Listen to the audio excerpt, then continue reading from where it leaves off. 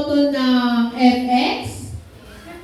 At piloto din siya ng GB Toda sa Graceville. At kung tawagin siya sa court is Kalabaw. Ibig sabihin, ang bumangga sa kanya is Giba. At isa din siyang fisherman doon sa Pangasinan ng Alamang. So, ayan, tinatawagan ko na po sa hapon na to, walang iba kundi si Mr. Melencio Roque. Bigyan po natin ng malakas na palakpak.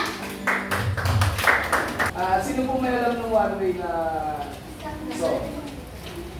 Halos lahat ng mga tayo alam natin. Pwede po muna natin awitin dito lang. Bago po tayo mag-start. Okay lang po yan. Sige po.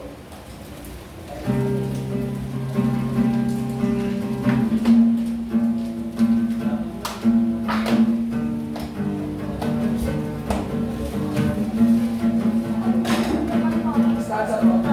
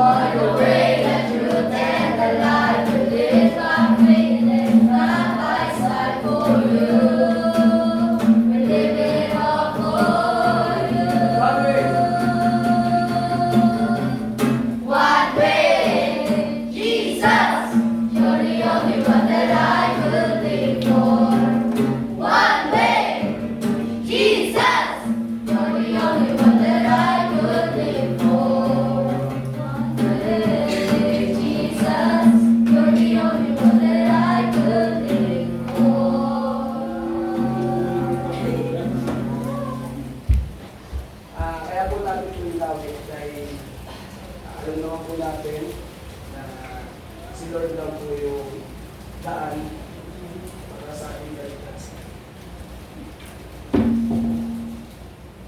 Sige po, tayo Lord, maraming salamat po, Lord, sa buhay mo tayo. Lord, patuloy po kami sa iyo, mga bilang sa mga pagkakaya. Lord, maraming salamat po, Lord, sa mga kabataan ito na pinagawa mo dito, Lord, makapakinig po ng salita at magagawa po ng fellowship ang bawat isa. Lord, alam po namin, Lord, ikaw yung maumuna sa amin. Lord, tago mo po ako sa iyong likuran. Focus, Lord, hindi yung marunong pamagkita. Hindi yung katakilaan mo, Lord, sa buhay ng bawat isa. Lord, ang sa mga ama, aking malapit po ito. Ang bawat lalabas sa akin, hindi ako po yung malapit. Lord, sa iyo po, Lord, pinagkakatiwala, Lord, sa inyo. Ikaw po ang mag-deliver sa kanila. Mga po, Lord, hindihan nila ang iyong mensahe sa akin. We Lord, sa itong pagulong sa salamat. Ito po ang aming sa aming dalangin sa pangalan ni Jesus. Amen.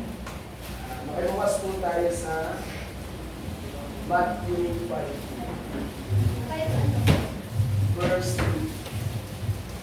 Matthew 5, verse 3. Mapalad ang mga tao inaamin na kulang sila dahil makakasama sila sa kawilan. Verse 4. Or, mapalad ang mga nagiging nagiging dahil aalumin sila sa 5:4.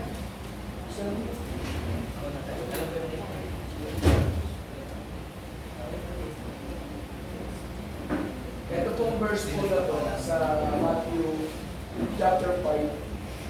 Ito po yung bilang sa mananampalataya. Dito po nakapanood yung lahat po tayo dito is wala pong exemption dito, lahat po tayo. Sabi nga po, sabi dito is pinagpala ang mga tao walang inaasahan kundi ang Diyos sapagkat kabilang sila sa kaharian ng langit. Yun. Siyempre lahat naman po tayo dito is sa Diyos lang po nagtitiwala. Kasi kung sa tao po tayo magtitiwala, kahit po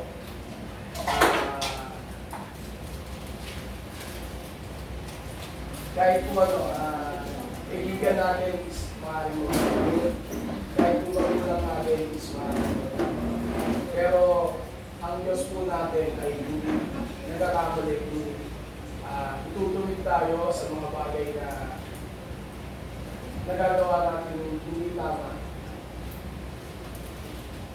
Tapos, dun po sa verse 4, pinagpala ang mga nagdadalang natin sa pagkataalin ng Diyos. Yun po. Sabi nga rito, lahat po tayo is dadaan po sa pagdadalang natin. Alam po siguro, example na lang po natin, babaan lang po natin. Siguro pag may alaga po tayong hayop or aso, pusa, andun po yung nalulungkot tayo, yun po yung sinasabi ko dadala natin. Yun po, sabi nga po dito, pinagpala ang mga dadala natin sa pagkataalin sila ng Diyos. Kaya kung sa tao po tayo hihingi ng kasiyahan is mabibigo po tayo. An example ko lang po totally yung klase ng hayop, pero ang po po is makakalimutin po sa atin kasi wala naman po may iwan dito, lahat naman po tayo. Wala naman po siguro tatagal sa atin ng 1,000 years. Kaya yun po, kung sakaling may mawawala man po sa mga mahal natin sa buhay, maging matatag tayo. Yun po ang sinasabi dito sa Bible. Kaya yung Diyos pa rin ang pwede natin lapitan sapagkat alin tayo ng Diyos at siya yung gagawa ng paraan para sa kaalin natin. Sabi nga rin sa verse 5, pinagpala ang mga mapagpakumbaba sapagkat mamahalin nila ang daigdig. Grabe po dito, no? Ano po ba yung kapalitan ng mapagpakumbaba?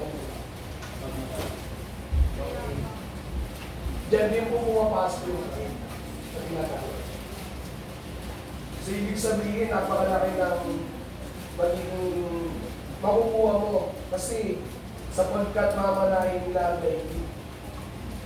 Grabe, yung pagbabahala ng Diyos sa atin. Isang kapagpapabang mananampalataya is hindi lang pera, hindi lang bahay, hindi lang kayamanan, kundi po daigdig. Pero paano mo iyahatin yun? Sobrang hirap. Kaya yung ating Diyos is, siya yung nagbibigay sa atin lahat ng ating pangangailangan. Doon nga rin, yung pride, doon pumapasok na alam ko naman lahat dito is dumaan sa gano'n, yung nagkaroon tayo ng pride. Kasi hindi pa tayo wala ng palataya, sigurado.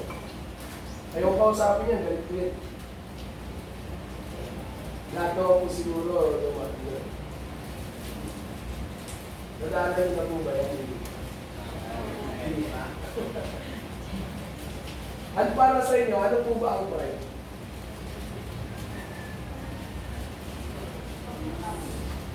Pagmamataas. Ugali. Habang po yan ang ano po yan is paano natin maiaalis? Kasi sa akin po, nung hindi pa po ako nakakilala sa Panginoon, talagang hindi po ako marunong makipagaling, makipaglukuhan. Pero yung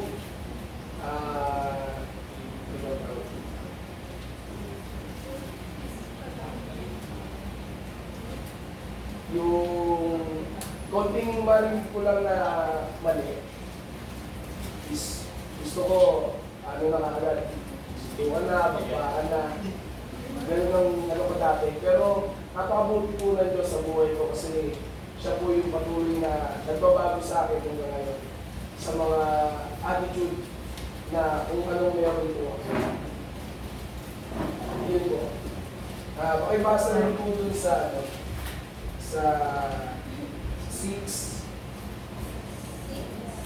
Blessed ang mga numuputo at nauumaw sa pagsunod sa kalooban ng Diyos, kasi uusunin niya.